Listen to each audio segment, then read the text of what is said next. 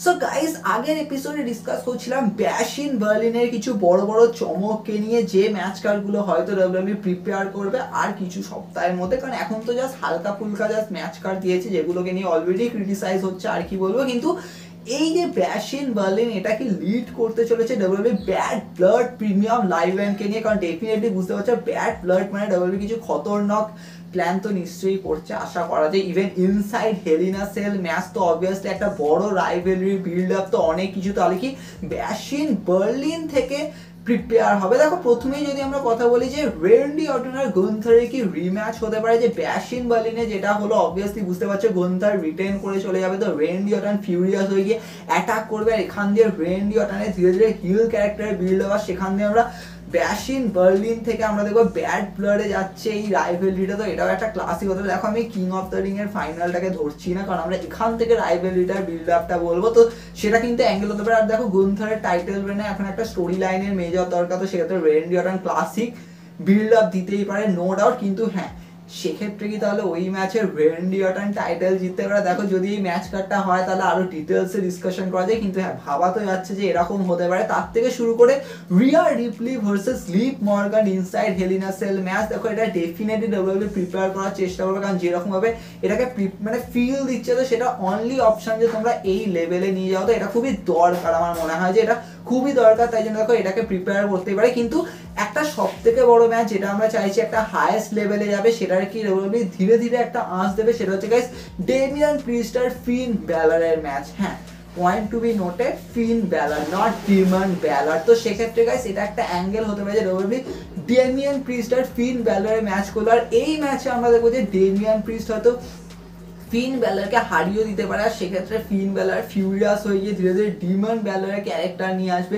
Damian প্রিস্টের এগেনস্টে। অথবা guys এটাও হতে পারে যে ভাবো ডেমিয়ান প্রিস্ট হেরে গেল এই ফিন ব্যালারের কাছে, আর সেক্ষেত্রে ডেমিয়ান প্রিস্ট ফিউরিয়াস হয়ে যাবে, তখন ফিন ব্যালারও আরো ফিউরিয়াস হবে, আর সেখান দিয়ে হয়তো আমরা ধীরে ধীরে এটাকে রাসেলমেনিয়া যেতে দেবো। কিন্তু হ্যাঁ, আমি ওটা অলরেডি আগেও বলেছিলাম যে ডেমিয়ান প্রিস্ট আর ফিন ব্যালার যদি ম্যাচ, মানে ডিমন ব্যালারেরও যদি ম্যাচ হয়, তাহলে লাস্টে গিয়ে ডেমিয়ান প্রিস্টের জেতাটা খুব দরকার। ডাব্লিউডাব্লিউ ডেমিয়ান প্রিস্টকে এখন টপ বেবি ফেস যেরকম ফিল করাচ্ছে, তো সেক্ষেত্রে এটা খুবই দরকার। সেম টু সেম তোমরা বলবে রিয়া রিপ্লি আর লিভ মর্গানের যদি হেলিনা সেল ম্যাচ হয়, তাহলে কি রিয়া রিপ্লি জিতে যাবে? আমার তো মনে হচ্ছে না যে এত তাড়াতাড়ি রিয়া রিপ্লি জিতবে, কারণ এটাকে একটুখানি তো টানতে হবে না। যদি এত তাড়াতাড়ি জিতে যায় তাহলে তো টাইটেল চলে আসলো, তখন তো মানে একটা এরকম মোমেন্ট হয়ে যাবে না? সেক্ষেত্রে যেন মনে হবে যে শুরু হয়েই মাঝখানে এসে শেষ হয়ে গেল এরকম। তো এত তাড়াতাড়ি না, মানে টেরর টুইন্সকে এত তাড়াতাড়ি জেতাবে না, তো সেটা একটা মেন ফ্যাক্টর। কিন্তু হ্যাঁ, এটা একটা ক্লাসিক হতে পারে। কিন্তু হ্যাঁ, মেজর যে ম্যাচটাকে নিয়ে কথা বলবো, যেটা আমরা সবাই চাই, সেটা হচ্ছে guys CM Punk versus Drew McIntyre inside Helena sell match. আর গাইস এই হেলিনা সেল ম্যাচটাকে কি আরো লেভেলে নিয়ে যেতে পারে? যেমন তোমাদের মনে হচ্ছে সেই রোমান রেন্স আর জে উসোর ম্যাচটা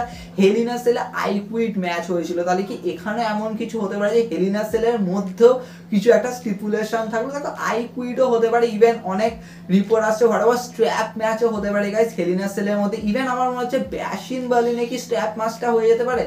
এটাও একটা বড় ব্যাপার যে হ্যাঁ, ব্যাশ ইন বার্লিনের জন্য বুক করে দিল, কারণ এই দুজন সুপারস্টারকে যত বুক করবে তত অ্যাটেনশন আসবে, তো সেক্ষেত্রে করতেই পারে। আর এখনো কিন্তু এদের মধ্যে অনেক কিছু হয়ে যাবে, এমন নয় যে জাস্ট 3 ওয়েতে বুক করলেই ডান।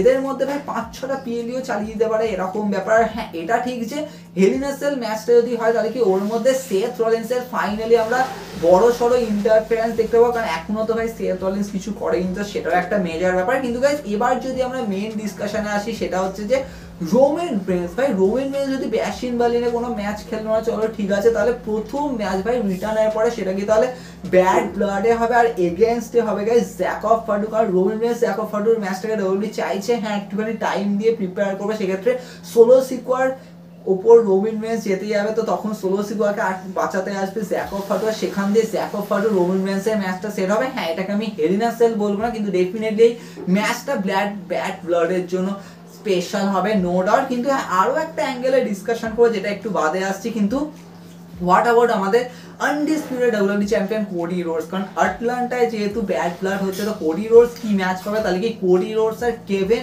ওভান্সের রিম্যাচ হবে? দেখো, সেটাও হতে পারে। আর আমি অলরেডি ডিসকাশন করছিলাম যে ব্যাশ ইন বার্লিনে যে ম্যাচ কার্ডটা হচ্ছে, তো সেটা প্রচুর ফ্যান্সের ক্রিটিসাইজ করছে, তো কেভিন ওভান্সের হিল ক্যারেক্টার আসাটা খুব দরকার, সেখান দিয়ে আমরা heel Kevin Owens and Cody রোডসের স্টোরি লাইন দেখবো, সেটা হয়তো ব্যাড ব্লাডে হলো।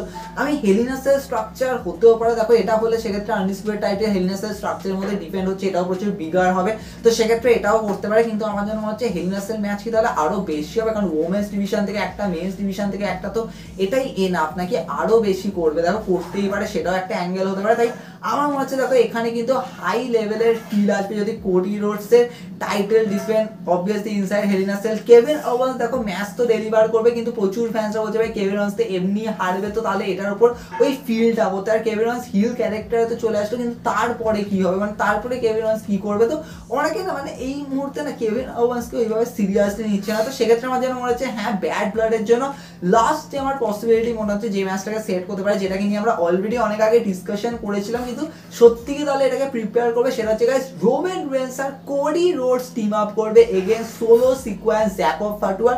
আমরা এরকমই দেখবো যে কোডি রোডস কেভিন ওভান্সকে হারিয়ে তো দিল, কিন্তু তারপরে সোলো সিকোয়া আবার অ্যাটাক করতে চলে আসলো, সেখান দিয়ে সোলো সিকোয়া অবভিয়াসলি মানে মানে কি বলছি ব্লাড লাইন, হ্যাঁ ওই bad blood line, টেমু blood line, what ever, তো তার এগেনস্টে আবার ফাইট দিতে গেল, কিন্তু নাম্বারস গেম ভ্যারি করলো, তো ওদিক দিয়ে রোমান রেন্স স্টেপ আপ করলো কোডি রোডসকে আবার বাঁচাতে, তো সেখান দিয়ে ট্যাগ টিম ম্যাচটা সেট হলে কথা রোমান রেন্স আর কোডি রোডস। নর্মালি আমরা রোমান রেন্সের অনেক এরকম মানে হিলোরিয়াস ট্যাগ টিম দেখেছি, জাস্ট লাইক আন্ডারটেকার এগেনস্টে, জন সিনার এগেনস্টে, ইভেন ব্রে হোয়াইটের এগেনস্টে রোমান রেন্স টিম আপ করেছে, যারা একটা সময় রোমান রেন্সেরও রাইভাল ছিল ডেফিনেটলি, তো সেক্ষেত্রে তাহলে এরকম অ্যাঙ্গেল হবে যে Roman Reigns Cody Rhodes first time আমরা দেখবো ব্যাড ব্লাডে এরকম টিম আপ করবে, কিন্তু এখানে আইদার এরকম হয়ে যাবে যে ভুল বশতে এরকম কিছু মিসআন্ডারস্ট্যান্ডিং এ এরা হেরে গেল, সেখান দিয়ে রোমান রেন্স কোডি রোডসের যে চ্যাপ্টার 3 সেটা টিজ হওয়া শুরু হলো। দেখো এরকম একটা ক্লাসিক ব্যাড ব্লাডের বুকিং আসতে পারে, তবে তোমাদের কি মনে হয় গাইস, তোমরা সেটা কমেন্টে জানাবে, কারণ এখানে অনেক কিছু আসবে, অনেক ফিউরিয়াস থিং আসবে, আর ভয়ঙ্কর তো ডেফিনেটলি আমরাও অনেক ডিসকাশন করবো, দেখা হবে নেক্সট এপিসোডে।